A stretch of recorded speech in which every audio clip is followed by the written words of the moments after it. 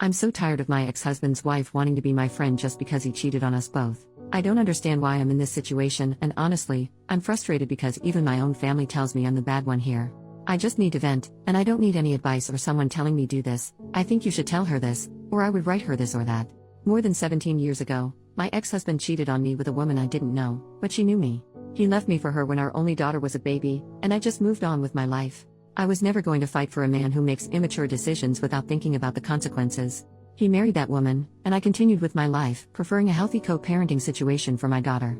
He never showed remorse and even told me that our relationship was always a mistake and that she was the love of his life.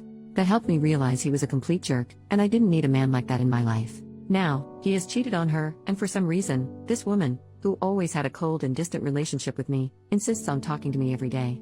I found out about the infidelity from my daughter, who wasn't affected by it, so I didn't think much about it. The only thing that concerned me was whether he could continue having our daughter at his house on weekends as usual. But his wife started sending me messages explaining what happened when I never asked her to. In the past, I only spoke to her if her husband didn't respond to my texts about our daughter.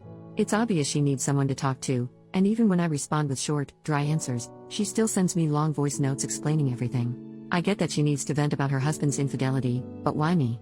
I don't want to be rude, but I really don't care about how she or he feels. In one of her audios, she said, "You know how I feel now." Like, I guess? But that was 17 years ago. It's not the same.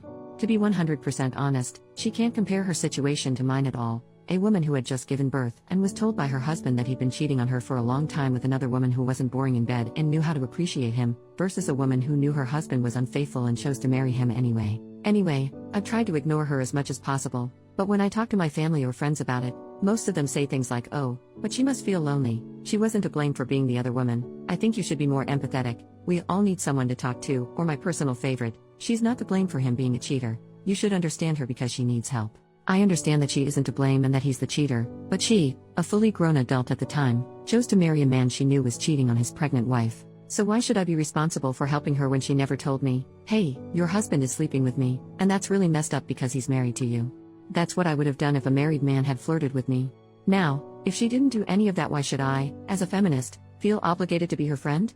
It doesn't make sense, and the worst part is that almost all the women around me tell me I should help her and listen to her, even though I don't want to or feel any empathy for her or for him. I think she and my ex knew exactly what they were getting into. I don't understand why I should be her free therapist now. Being cheated on is not my entire identity. I don't need to talk about it 24/7 with her. I've chosen to ignore her, and that's what I'm going to keep doing, even if it makes me a bad feminist for not feeling empathetic. Edit, no, I can't block her because she still lives with him, and I need her contact information in case of an emergency with my daughter. And honestly, it's strange how many people are commenting or even sending private messages telling me what I should say to her or writing what they think I should feel. I'm sorry, but there's no way I'm going to use a stranger's message, who doesn't know me or the whole situation, to communicate with someone. I feel like a lot of people in the comments are projecting their own experiences. Update, 13 days later. Hi, it's been a while since I posted, and I just wanted to give a little update for those who were worried. First of all, my mother was in a long-term relationship as the other woman during my teenage years and into adulthood.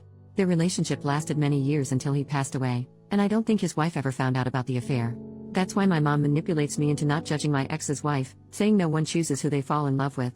My mother has always seen herself in that woman, which is why she said that my ex-husband, his lover, now wife, were soulmates and that I shouldn't interfere. I was very young at the time, and my mother was the only one I could rely on for support. Well, narcissists always latch onto vulnerable people. Nowadays, I don't have much contact with her, but my daughter spends time with my family.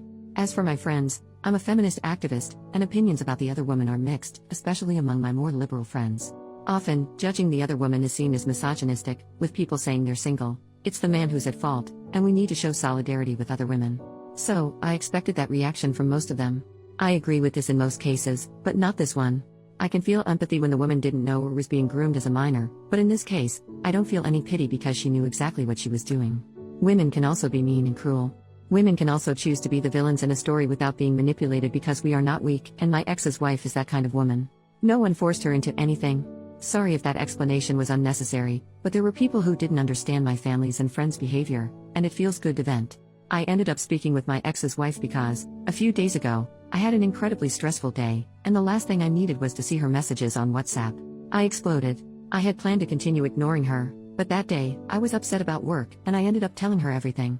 I sent her a voice note explaining that I am not interested in her life or her suffering. I told her that we are not friends, and I don't want to be. She never apologized to me, and now she expects me to bond with her over being cheated on by the same man. I said other things too, and while I wish I could post the voice notes here, they were over 5 minutes of me telling her that our situations are not the same. It was probably the greatest catharsis I've ever had. She got upset, and we argued. It was exhausting, and the last thing I want is conflict after 17 years of peaceful co-parenting. I know they won't get divorced, which means she'll remain in my life, so I sent my ex a message with one of her voice notes. I went through them all, and she never once apologized. Not that I need her apology, I don't care, but people asked. The messages were just complaints and attempts to have me join her in venting about him or being her unpaid therapist. I told my ex he needed to tell his wife to back off and see a therapist. He apologized and said they're working on their marriage, and she's still feeling angry and insecure, obviously. Since I went through the same thing, she felt we could bond over it. He mentioned that they started attending online workshops run by some couple teaching people how to get over infidelity. Sometimes I'm envious of people who can scam others so easily. I told him that I am not friends with her, and this is affecting our co-parenting. He needed to put a stop to it if she didn't understand my words. He reluctantly agreed to speak to her, and I've gone 3 days without hearing from her, except for a message today telling me that my daughter was asleep at their house. I guess it worked. I don't care whether they have a happy or miserable marriage. I don't care if she's happy knowing he cheated on her but stayed. I just want to live in peace without dealing with people in their 40s who still act like they're in high school.